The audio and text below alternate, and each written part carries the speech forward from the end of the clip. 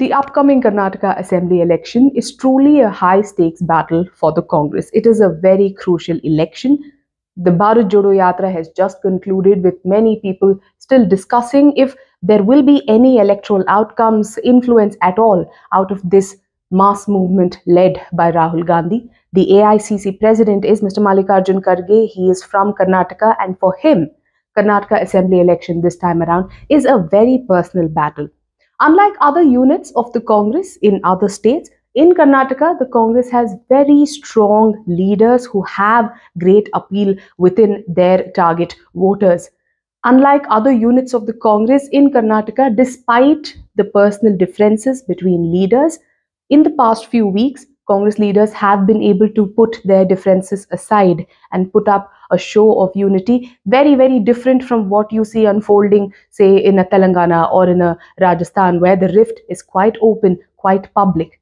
In Karnataka, the Congress sees a very real chance of unseating the BJP and coming to power, especially given the heavy anti-incumbency against the BJP government in the state. On this episode of State of Play, I tell you what the Congress is doing on the ground to ensure that this is not a squandered opportunity. I am Anusha Ravi Sood, and this is South First. Welcome to the show. In a previous episode of State of Play, we had discussed what the BJP was doing at the grassroots level as part of its election campaign strategy in Karnataka, and many people asked me what the Congress is up to. So this episode is all about what the Congress is doing. Something interesting that the Congress is doing at the grassroots level is adopting 3 different tools: booth kit, a facilitator model, and identifying allies. We will come to that later, but first let's talk about what's working for the Congress, and then I will dwell into the challenges the Congress has. Now, what is working for the Congress as of now? 2 elements: leader, strategy. Leader, like we said, unlike other units of the Congress, or perhaps Congress across the country, Karnataka Congress has a problem of plenty when it comes to leaders. Compare this to a BJP that is in this election season struggling to put up a local leader as its face. There is a dearth of local leadership in the BJP in Karnataka this time around, but the Congress has many, many leaders to project, whether it is the AICC President Mallikarjun Kharge himself or former Chief Minister Siddaramaiah, who still continues to remain a mass leader amongst OBCs, minorities, Dalits as well, or whether it is the KPCC President DK Shivkumar, who has been the backbone of the party's organizational structure ever since he has taken charge. There are many other leaders, Dr. G. Parmeshwar, MB Patil. So any community, you pick a community, and the Congress has a leader that it can project as leader of that community, who will ensure voters of that community consider Congress on election day. Coupled with a strong local leadership is the communications and strategy team. Communications team, headed by Priyank Kharge, the chairman of KPCC's communication cell, has been very effective in ensuring that the broad narrative of the party hits the headlines, is in the news cycle, whether it is through press conferences, whether it is through the issues that the Congress is bringing to the fore, whether it is engaging with the incumbent government on various issues, cornering the government on various issues. Communication has been on point for the Congress in the last few months. Communication is also being strategized by the back-end team. A war room, for example, led by former IAS officer Shashikant Senthil. The war room that he is heading is almost a centralized mechanism which passes on strategy and communication to the faces of the party, to the leaders of the party, but also works as a data collection center by cadres who are working on ground. Bringing all of these elements together is the party's poll strategist, Sunil Kanugolu, somebody who's worked with the BJP in the past on multiple elections, who has led the BJP's election campaigns and perhaps understands exactly how the BJP's campaign mechanism, electoral machine, works.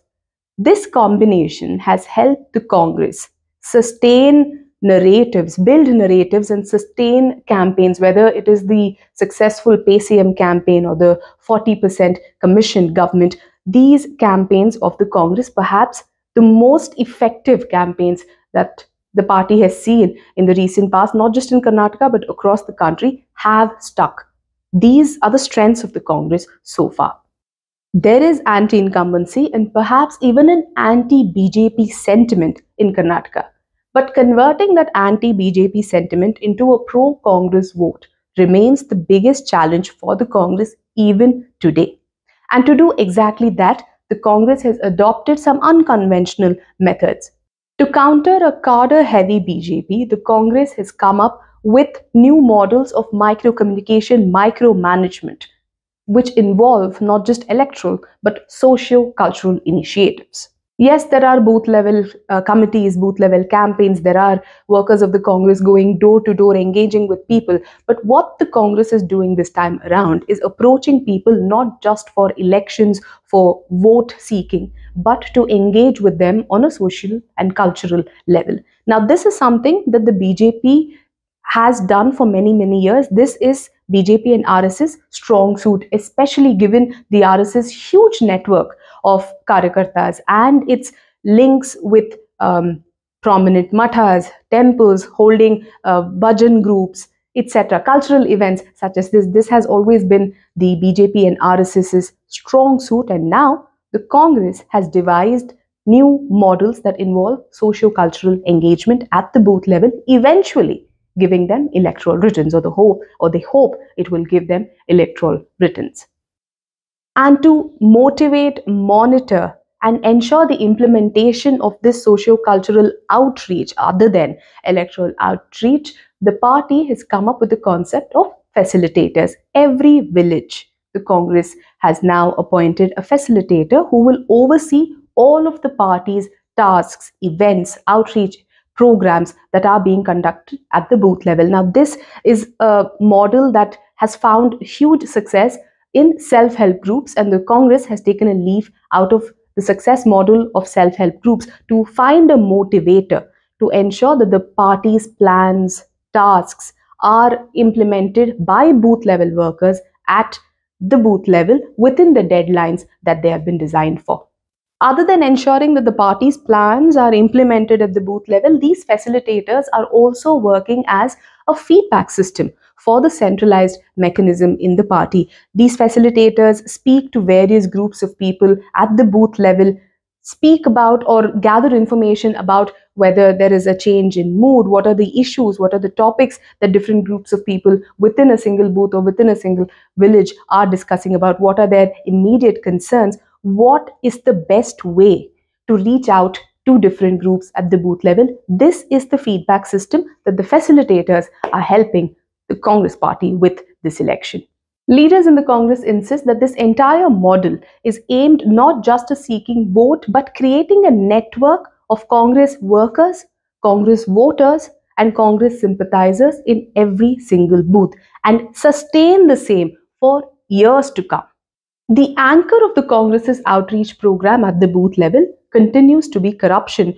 And why not? They have been able to successfully build a narrative around the incumbent BJP government in Karnataka with their multiple anti-corruption campaigns or campaigns calling out corruption. The 40% Sarkara website of the Congress is still up and running, with people still dialing up the helpline number or registering complaints, etc. Other than the corruption narrative, the Congress, when it goes to people's doors, is also highlighting its two guarantees that it has announced so far. First is an initiative of a universal basic income for women, 2,000 rupees per woman head of the household for every household across the state, and 200 units of free electricity for every household. Every single karyakarta is carrying out guarantee cards, going door to door. That is exactly what the working president of KPCC, Salim Ahmed, told South First, that every member of the Congress going to somebody's doorstep is going with a guarantee card, assuring them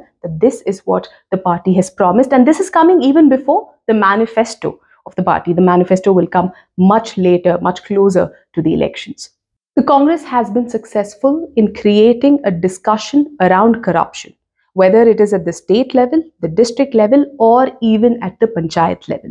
People on ground do talk about corruption, do talk about corruption being the norm in every single stage of bureaucratic or governmental work experience. But will this corruption actually transfer as vote in favor of the Congress. Now, that is something that's left to be seen. But the Congress is not sitting back. It is ensuring that it reaches out to people and ensures that this anti-incumbency or anger or grouse against the incumbent government or the incumbent system is converted into a vote in favor of the Congress.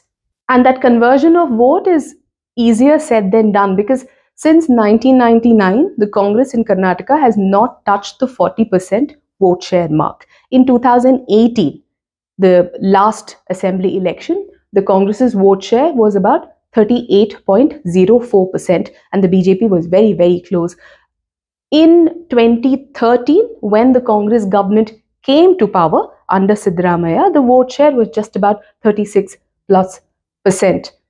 Now the party, in its own assessment, insists that it needs to have at least 43 to 44% vote share to breach or at least to win 120 seats, which it considers a safe number to prevent its own members, to stop its own members from defecting to other parties or becoming the next targets of Operation Lotus. With every booth kit, the idea is to have a socio-cultural outreach other than electoral with the voters, and the facilitators are ensuring that the party's tasks plans are implemented at the booth level. Now comes the third tool, the tool of outreach, the tool of reaching out to people other than those in the Congress's ecosystem. These are neutral groups, apolitical groups, groups perhaps who are not aligned with the Congress politically, but share some kind of similar views, similar values, etc. And this is where leaders of the Congress believe that Bharat Jodo Yatra was of great help.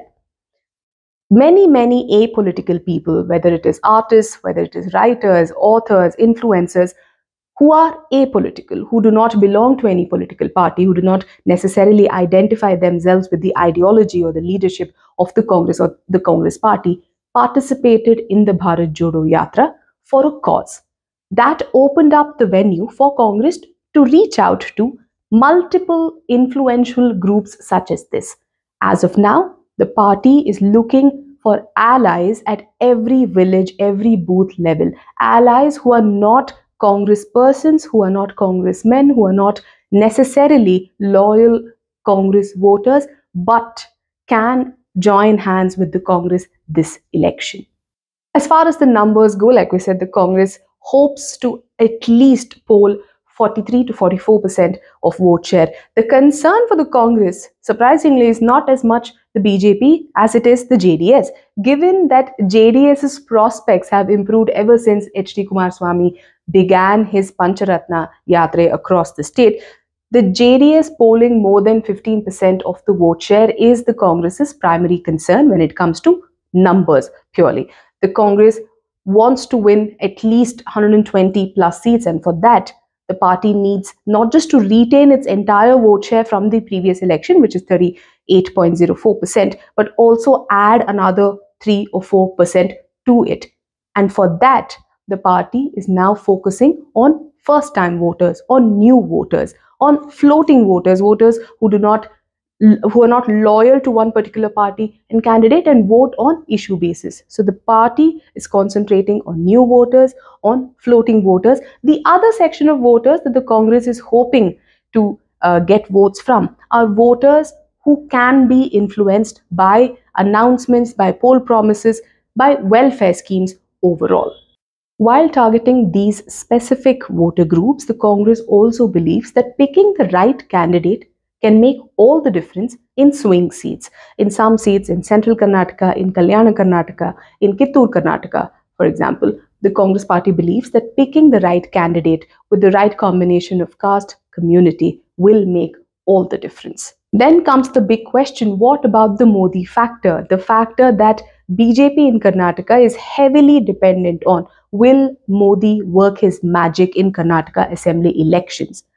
The Congress is confident that the popularity of the Prime Minister has only waned since 2019, and Himachal Pradesh, where he pitched his persona, his image and his appeal as the primary poll pitch for the BJP did not work out as well as the BJP intended for it to, and the Congress is pretty confident that in Karnataka there will be a repeat of Himachal Pradesh, especially when it comes to the Modi factor.